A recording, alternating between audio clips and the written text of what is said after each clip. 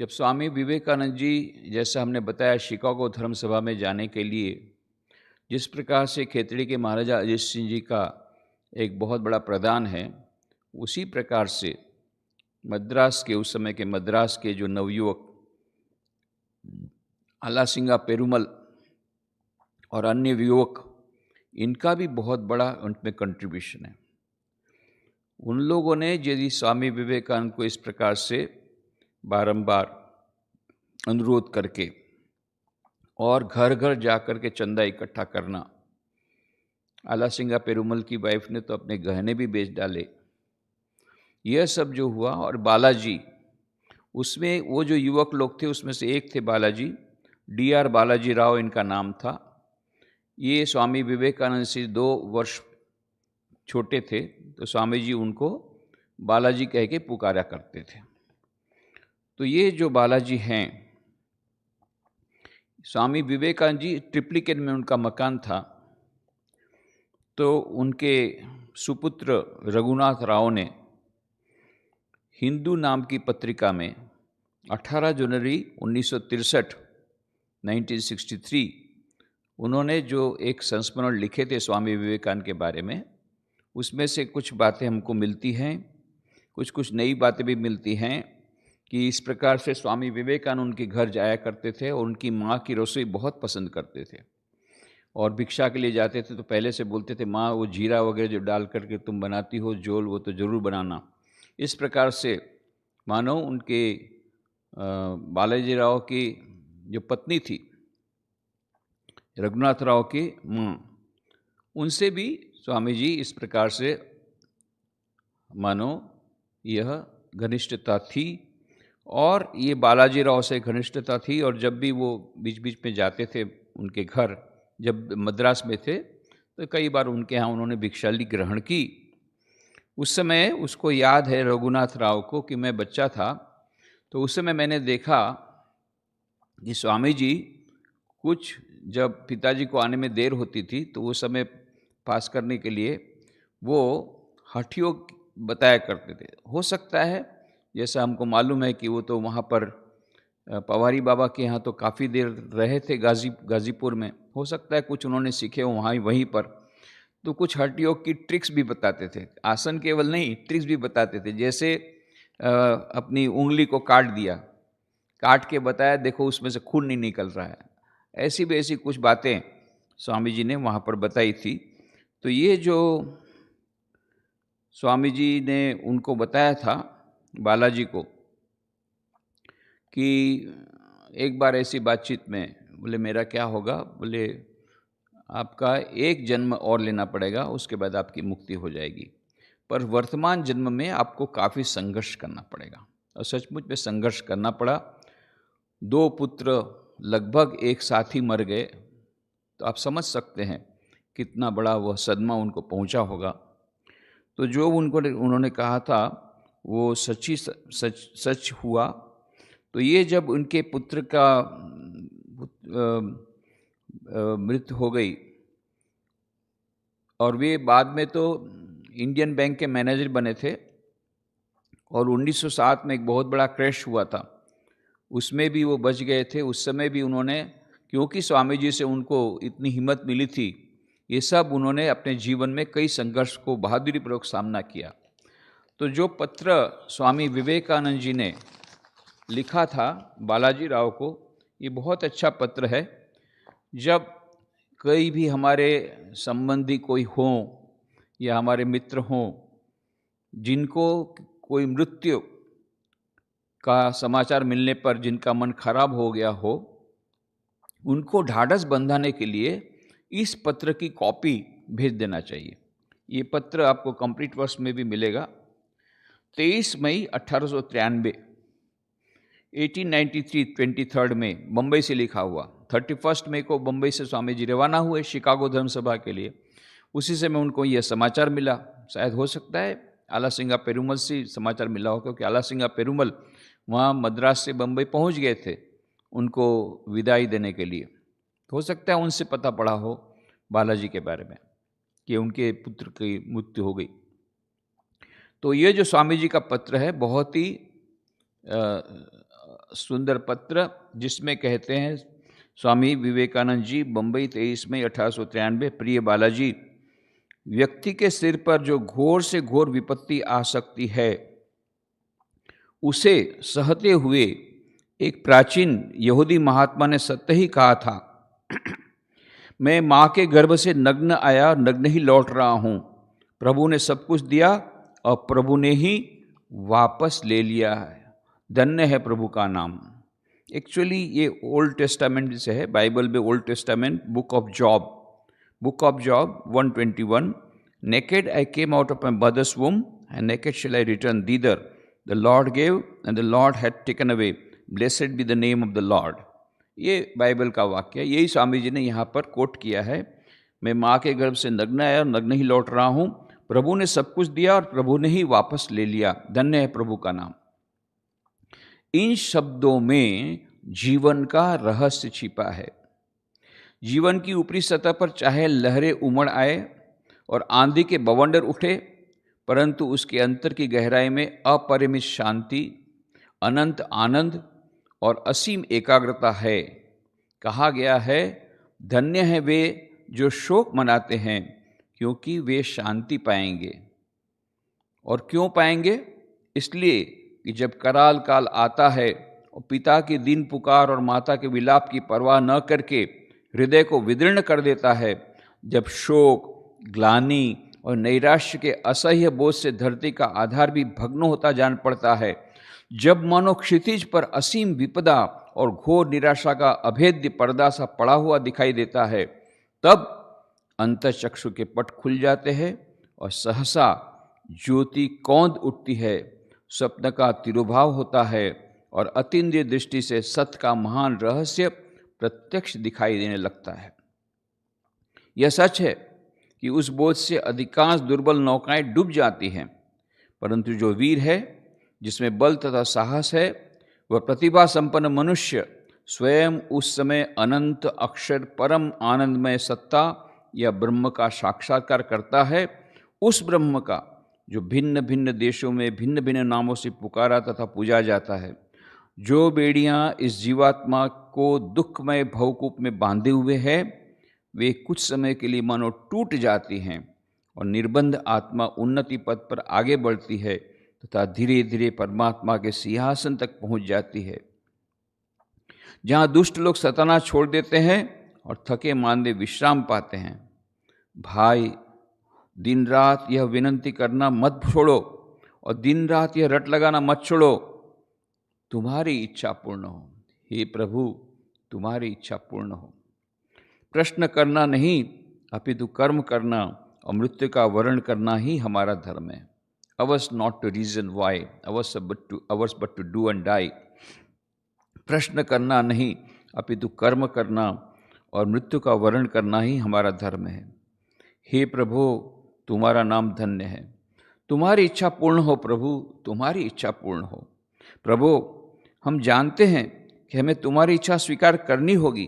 प्रभु, हम जानते हैं कि हम जगदम्बा के हाथों से ही दंड पा रहे हैं और मन उसे ग्रहण करने को तैयार है, परंतु निर्बल शरीर को यह दंड असहनीय है। हे प्रेम में पिता, जिस शांति में समर्पण का तुम उपदेश देते हो, उसके विरुद्ध इस हृदय की वेदना सतत संघर्ष करती रहती है। हे प्रभु, तुमने अपने पूरे परिवार को अपनी आंखों के सामने नष्ट होते देखा और उन्हें बचाने को हाथ नहीं उठाया। ऐसे प्रभु, तुम हमें बल दो। आओ नाथ, तुम हमें ये शिक्षा देने वाले परम गुरु हो कि सिपाही का धर्म आज्ञा पालन है, प्रश्न करना नहीं। आओ हे पार्थसारथी, आओ, मुझे भी एक बार वह उपदेश दे जाओ जो अर्जुन को दिया था कि तुम्हें जीवन अर्पित करना ही मनुष्य जीवन का लक्ष्य और परम धर्म है, जिसमें मैं भी पूर्व काल की महान आत्माओं के साथ दृढ़ और शांत भाव से कह सकूं, ओम श्री कृष्णार्पणमस्तु। परमात्मा तुम्हें शांति प्रदान करे, यही मेरी सतत प्रार्थना है। विवेकानंद।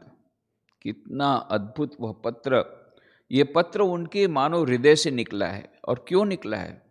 क्योंकि स्वामी जी को स्वयं इन सब अवस्थाओं से पार होना पड़ा। यही तो हम कहते हैं कि स्वामी जी खुद इन संघर्षों से पार हुए हैं, संघर्षों का सामना उन्हें बहादुरीपूर्वक किया है, इसलिए वे वो जो कुछ भी कहते हैं वो हृदय से उनकी हृदय की वाणी होती है और इसलिए हमारे हृदय को छू जाती है। कितनी मृत्यु उन्होंने देखे, एक के बाद एक के बाद एक। गुडविन उनका राइट हैंड चला गया जिस समय उन्होंने देखा हमने, जो उसने कहा कि बस मेरा पब्लिक वर्क अभी खत्म हो गया। और स्वामी जी तो उस समय तो इतने दुखी हुए थे कि कि कैसा ये भगवान है, क्रूर भगवान, कि मेरा ये छीन लिया उसने, यहाँ तक उनके मुंह से तब निकल गया। और फिर ये मिस्टर सेवियर, कैप्टन सेवियर, ये अचानक गुजर गए मायावती में। उसी को ढाढ़स बंधाने गए हुए थे, मिसेस सेवियर को ढाढ़स बंधाने के लिए गए थे, वापस लौट रहे थे 18 जनवरी को 1901 को मायावती से निकले और रास्ते में पता पड़ा खेतड़ी के महाराजा जो उनको फ्रेंड, फिलोसोफर एंड गाइड मानते थे, जो खेतड़ी के महाराजा अजीत सिंह जी, और उनके मानो रसददार के समान थे और इतने उनके सबसे श्रेष्ठ मानव बंधु और सबसे परम मित्र, इनकी भी डेथ हो गई। इस प्रकार से स्वामी जी को एक के बाद एक कितने जिनको वो परम समझते थे, परम मित्र, परम उनके सहृदय थे, ये सब की मृत्यु उन्होंने इतनी कम उम्र में 39 ईयर्स में उन्होंने देखी, उन्होंने झेली, उन सब का मृत्यु का दुख भी झेला।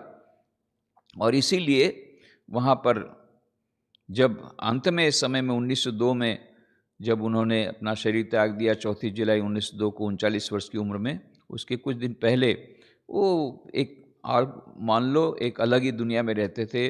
कई पशु पक्षी थे, जैसे बचपन में उनको शौक था पशु पक्षी को पालन करना, वही सब किया था। एक बकरी थी, एक कुत्ता था बाघा, वो तो उनको छोड़ता नहीं था। एक बार इन लोगों ने कुछ शैतानी किया था तो उसको छोड़ के आए गंगा के उस पार, तो फिर किसी नौका में आकर के भो भो करके ऐसा नाविक को कैसे भी करके वो वापस आ गया। और रात को स्वामी जी जब जा रहे थे अर्ली मॉर्निंग मंदिर में जप ध्यान के लिए, वहाँ पर जा कर के साष्टांग प्रणाम किया और स्वामी जी को देखा पैर में है, बस छोड़ नहीं रहा था मान लो पैर के। तब स्वामी जी समझ गए ये किसी हद से छोड़ेगा नहीं, बोले ठीक है अब तुमको कोई नहीं छोड़ेगा यहाँ से। ये बाघा, एक बकरी का छोटा बच्चा था, उसको मटरू कह के पुकारते थे। एक बार मटरू जब मर गया तो स्वामी जी इतने दुखी हुए। स्वामी जी बोले देखो मैं जिसको भी प्यार करता हूँ वही मर जाता है, ये मटरू भी मर गया। कहने का मतलब स्वामी विवेकानंद जी को कितना हृदय में दुख हुआ होगा। ऑफ कोर्स सबसे ज़्यादा दुख तो हुआ जब उनकी बहन की मृत्यु हुई आत्महत्या के कारण, वो तो सारी जिंदगी उनके साथ रहा वो दुख। और पश्चिम में गए थे जब अमेरिका में, तो कई पाश्चात्य जो उनकी शिष्या थी सभी ने कहा कि स्वामी जी जब भी नारी जागरण के बारे में कहते थे देखो इस प्रकार की अवस्था है भारत में नारी शिक्षा की व्यवस्था करनी होगी, तुमको उसके लिए कुछ परिश्रम करना होगा। और बाद में तो मिस मार्गरेट नोबल ने तो अपना जीवन ही दे दिया, निवेदित कर दिया सिस्टर निवेदिता ने। पर और भी बाकी मिस मैकलाउड, मिसेस ओलीबुल, इन्होंने भी ये निवेदिता के कार्य के लिए, सिस्टर निवेदिता स्कूल के लिए, नारी विकास के कार्य के लिए स्वामी विवेकानंद के कहने पर बहुत सारा उन्होंने फंड दिया, बहुत मेहनत की। ये उनके जिंदगी भर के लिए उनका वो दर्द बना हुआ था, इसी के लिए उन्होंने महिलाओं के लिए, नारी जागरण के लिए इतना सारा काम किया। तो जो भी होगा, अभी ये जो स्वामी विवेकानंद का पत्र, ये उन लोगों को हमको भेजना चाहिए। इसमें पत्र में क्या इतनी अच्छी उन्होंने भावना कही कि देखिए एक बात ऐसी होती कि हमारे हाथ में कुछ नहीं है, श्री कृष्ण अर्पणमस्तु, हमें सरेंडर करना पड़ता है। इसमें कोई दादागिरी किसी की चलती नहीं। क्यों किसी की मृत्यु हुई और क्यों हमारे पास से उसको छीन लिया गया, ये हमारे पास नहीं है। उसमें 2 या 3 चीज़ें हमको याद रखना है कि मृत्यु अवश्यंभावी है, आज या कल या परसों मृत्यु होने वाली है। नंबर 1, सबसे अधिक कोई निश्चित वस्तु दुनिया में है तो वो है मृत्यु, और सबसे अनिश्चित वस्तु कोई है तो मृत्यु का समय कोई नहीं जानता। आज हम बात कर रहे हैं, कल क्या होगा, आज 1 मिनट बाद क्या होगा। 9:12 पर सब लोग स्वाधीनता, ये 26 जनवरी को जाने की तैयारी कर रहे थे झंडा वंदन के लिए, 1 मिनट में ख़त्म, हज़ारों लोग। गुजरात में भूकंप आया। ऐसे तो कितना भूकंप आ सकता है, व्यक्ति के जीवन में भूकंप आ सकता है, बड़ा भूकंप आ सकता है, साइक्लोन आ सकता है, कुछ भी आ सकता है, आता ही रहता है। अभी ये कोरोना वायरस आ गया, अभी ये नया प्रकार का, ये पहले हम लोग को दूसरे साइक्लोन वगैरह से हम लोग परिचित थे, पर ये नया प्रकार का पेंडेमिक हुआ। उसके पहले भी प्लेग वगैरह आते थे, वो एपिडेमिक थे, अभी ये पेंडेमिक आ गया।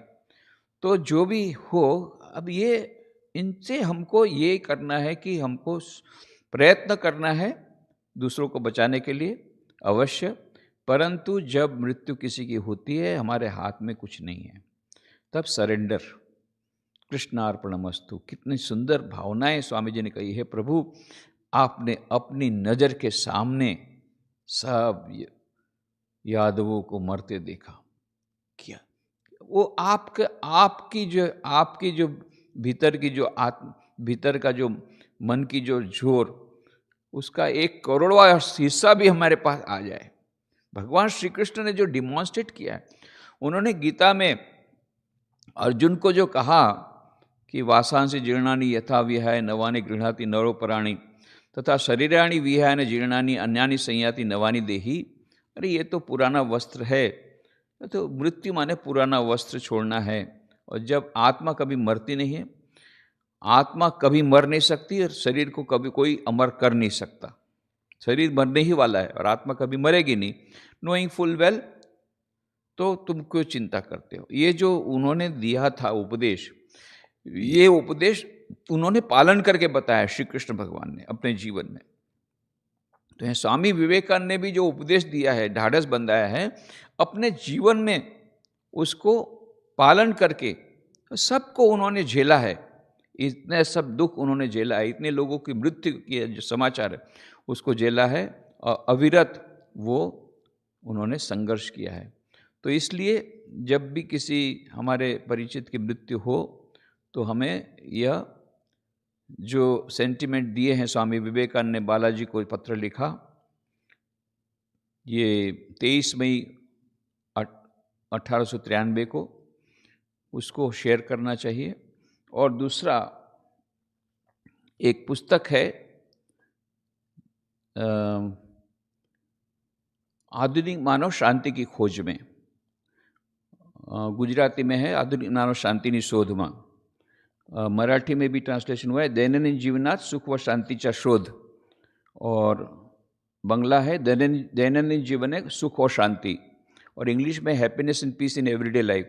तमिल में भी ट्रांसलेशन हुआ है और भी लैंग्वेजेस में हुआ है। तो इस किताब में एक चैप्टर दिया है कि जब स्वजन की मृत्यु हो, स्वजन की मृत्यु का आघात लगे, तब उसको अपने को, तब उस समय हमें क्या करना चाहिए, कैसे अपने आप को संभालना चाहिए, कैसे हमारे मन की अशांति जो होती है या मन में जो दुख होता है उसको कैसे झेलना चाहिए, वो सब का उसमें विस्तार से वर्णन दिया है, क्या क्या उस समय हमें करना चाहिए।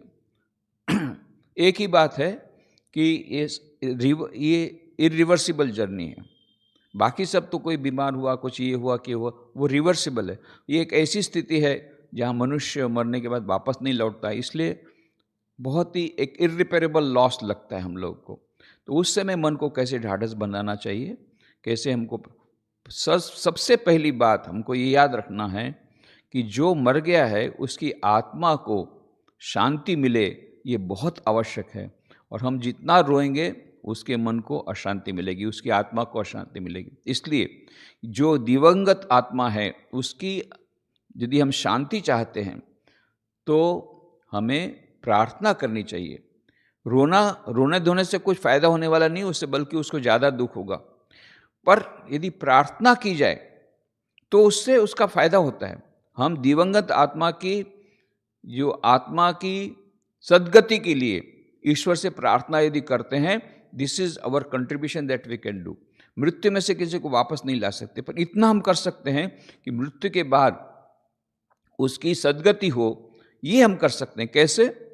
Bye praying. तो हमारे हाथ में जो पुरुषार्थ है उसको करना चाहिए। रोने धोने में समय और एनर्जी बर्बाद न करके अधिक से अधिक प्रार्थना उस समय करनी चाहिए। पहले 13 दिन तक तो ज़्यादा प्रार्थना करनी चाहिए, ज़्यादा जब ध्यान करना चाहिए वो उस समय भोजन कुछ कम करके पहले 13 दिन में, क्योंकि 13 दिन ऐसा लगता है, ऐसा वो भूमंडल में वो आत्मा रहती है, उसके बाद में फिर उसकी कर्म के अनुसार उसकी गति होती है, ऐसा हमारे शास्त्रों में कहा गया। तो जो भी हो, तो इसलिए ये जब किसी की मृत्यु होती है तो हमें अपने मन की जो अवस्था को संभालने के लिए जो दिवंगत आत्मा है उसकी शांति के लिए, उसकी सद्गति के लिए प्रार्थना करनी चाहिए, और जो बच गए हैं उनके मन की शांति के लिए प्रार्थना करनी चाहिए। प्रार्थना करने का पुरुषार्थ हमारे पास है। और दूसरा, मेंटल एटीट्यूड, यदि हम जानते हैं कि कुछ कुछ बातें हैं, तो उस प्रकार से भगवद गीता का, उस समय भगवद गीता के श्लोकों का अध्ययन करने से, और इसमें और भी कुछ उपाय बताए हैं, ऐसा करने से अवश्य हम इस प्रकार की जो विपदा आती है, विपत्ति आती, उसका सामना हम बहादुरी पूर्वक कर सकते हैं। ओम शांति शांति शांति। हरि ओम तत्सत। श्री राम कृष्णार्पणमस्तु।